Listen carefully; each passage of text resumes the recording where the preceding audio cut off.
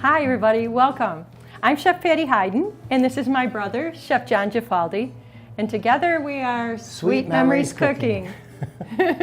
John and I grew up in an Italian family where cooking was such a major part of our culture. Yeah, and it really still is today. In fact, that's what we bring into our business, our Sweet Memories Cooking. We find a lot of joy in bringing our cooking to our family, our friends, our clients, whether it's through a private party. Private parties. Say we do cooking classes, private classes in group. And the idea is that we like to really share our love for food and show you how to make some amazing meals. Well, and this is why we're here with the Ingles table to share a great recipe with you. So for our main course, what we've got going is a one-pot Italian chicken and sausage romano. And then Patty, what goes with that? We're going to make an Italian stuffed bread to have alongside. It's fantastic. You're going to love it. We stopped at Ingles. We already have all the ingredients, so let's get going. Okay, let's get cooking. We're back from Ingles, and I have everything laid out for the chicken and sausage Italian Romano Roman-style chicken. That's right. And the way we're going to start this is I've got some chicken thighs. They're boneless, they're skinless, and I've got a couple of pieces of sweet Italian sausage. Italian sausage. What I'm going to do is I'm going to heat up this skillet and get a little olive oil going in there. I already got the skillet heated so you can see that. Oh yeah, you can tell because when the oil starts to ripple, then you know. Exactly, and what I want to do, what I want to do is just brown these. They're not going to cook all the way through, but I'm going to brown them. Right. If you wouldn't mind, start slicing the peppers. Sure. This is pretty. We've got the red and the orange peppers. Yeah. So what I'm doing is salting and peppering the chicken. And again, we just want to sear on these. So about the time that Patty's finished slicing up the peppers and getting me some garlic to put in here, and we'll keep going here. Keep going.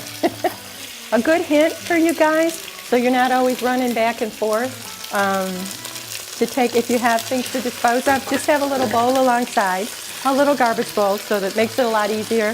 Then in the end, you just pick it up and toss it. If your pepper's not giving, just roll it along the board a little bit, and then you just take the whole thing out. Comes out all in one swoop. So I had the chicken going a little bit higher than I wanted to. So in this case, I'm just pulling it over here till this burner cools down a little bit. But it's doing exactly what I want. Oh, that was good, John. Oh, this is really doing what I want. The sausage is starting to brown up. And you will see, it doesn't take long to get some color on these. Here's another tip for you when you're cutting peppers. Just don't cut it from this side. That's the way you cut yourself. Just turn it over so you get a better handle on it and just slice away. These are almost ready to come out. What'll happen is we'll take these out, cook the vegetables, and then we'll put this back in with some other ingredients, and that's when the chicken and the sausage is going to finish in the dish. So let me pull these out. Okay. And I'm just, like I say, I'm going to put them on the board here, and we're going to cut them up in a minute. Yeah, so really this is kind of our Italian comfort food. Yeah. Okay. So I'm going to toss these right in. And with the garlic, I'm going to grate that. Now, while I'm doing this, Patty, if you wouldn't mind, if that's cool enough, if you'll just cut those into... Sure. Like they don't have to be bite-sized. Not bite-sized, but a little bigger than... smaller. Okay. A little smaller than bite-sized? No. A little bit smaller than they are. Oh. Not bite-sized. It's like, okay, they'll disappear. The cool thing about this, again, is it's all going to be in one pot. Yeah. That's really nice. I'm going to put the tomatoes in, and why don't you show them the orzo pasta and what it looks like and why we're using that in particular. Okay, and this is the regular Italian orzo pasta that we found at Ingles. A lot of people will look and think it's rice because of the shape of it, but it's not. It's I think it's the durum wheat. It's made from the durum wheat. Yep. So I've got this in here. I want to add the orzo, and then we measured out some spices, and that is a tablespoon each. You'll see this in all the recipes that are going to be below this the video. What do I have? I have thyme, oregano, and basil, and we just pre-mixed them. I'm not adding more salt right now because the tomatoes have some salt in the can, and then the only other thing we're going to add here is that chicken broth. Great, and the reason we're adding that is not only flavor, but that's going to help cook that pasta. We're going to nest this chicken in here. and the sausage. And then this gets covered, and I'm going to move it on the back burner there, and it's going to go for about 15 minutes. Now I'm just going to cover this. It's going to go for 15 minutes, and we're going to work on the bread dough. Okay, so Patty, I've got the chicken dish on the back burner. Okay. Stirred it, covered it. That's going to just simmer for about 15 minutes, so we can move on to the next dish. Okay, so what we're going to do is have something to go with that, of course, and it's Italian stuffed bread. So good. Now you can use probably pretty much whatever you want. Yeah. We've got some spinach today because that's what we found at the grocery store that we thought looked the best. Right. But you could use rapi, you could use I any like other Swiss kind chard. of Swiss chard. You So put the olive this is oil just in? the olive oil.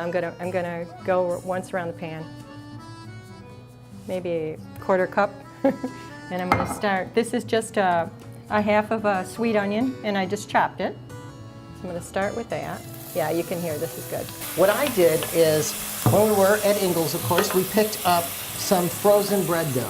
Now these come 5 loaves in a bag, so I took one out and I put it in this bowl. I just put a little olive oil on my hands, covered it up, left it in here, covered it with plastic wrap.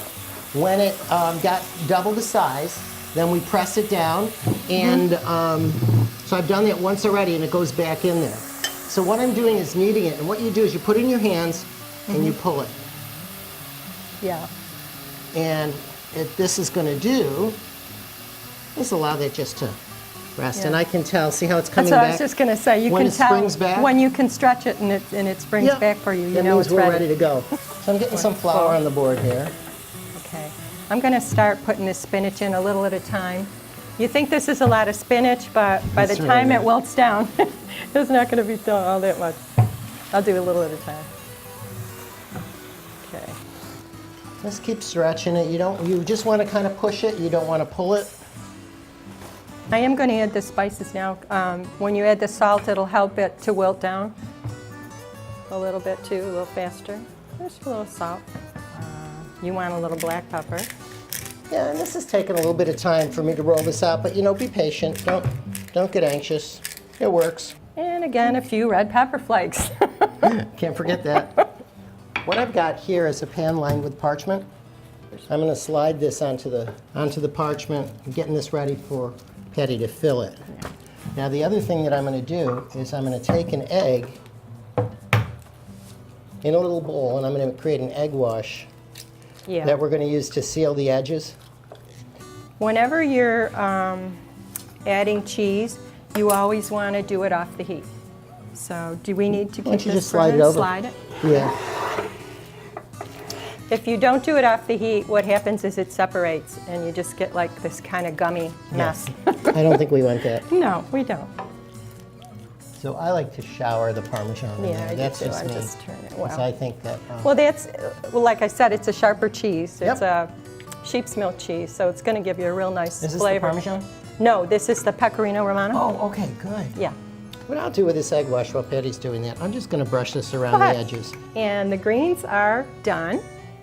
They cooled off a bit, so I'm going to use a slotted spoon. Well, I do have a question. I got a question for you. We're going to put some nutmeg in? Yes, I was just going to say, I We forgot were my nutmeg. talking about this Yeah. while we were waiting for those to cool. We remembered that adding a little nutmeg brings out the flavor of the greens, so we want to do it here. Yeah. You could leave it out. You but can leave it It's a out. really nice addition. It's not in the recipe, but add it if you have it, Yeah. I think. Kind of kicks it up a little bit for any greens, though, actually. Yeah, and what we've got, they're the actual nuts Yeah. that you get in a jar in the spice aisle, and just grate it over the top. Yeah. Okay. All right, ready to go? Yep. So what I'm going to do is just put this in, let it go down the middle, pretty much. All What right. I do is just start at this end and really just tuck and roll. This is my method. This is a different kind of This fire is drill my, here. yeah.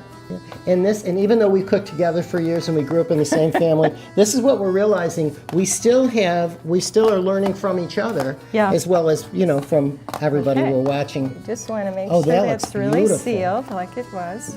Okay. See, it's so easy. Anybody can do this. Yep, I here's think your egg it's all wash. sealed. Yep. I'm just going to put more egg wash on the top. Now, I'm going to save this nutmeg just because you used it a little bit once. You can use it till it's gone. So I'm Oh, going to yeah. put that away while you're doing that. Good. I'll pop this in the oven. I'm going to stir that chicken one more time. We're going to come back and put it all together and have an amazing meal. Well, we are ready to plate up and eat, and I'm so excited. So while I am serving up the main course, look at this, by the way. It's fantastic.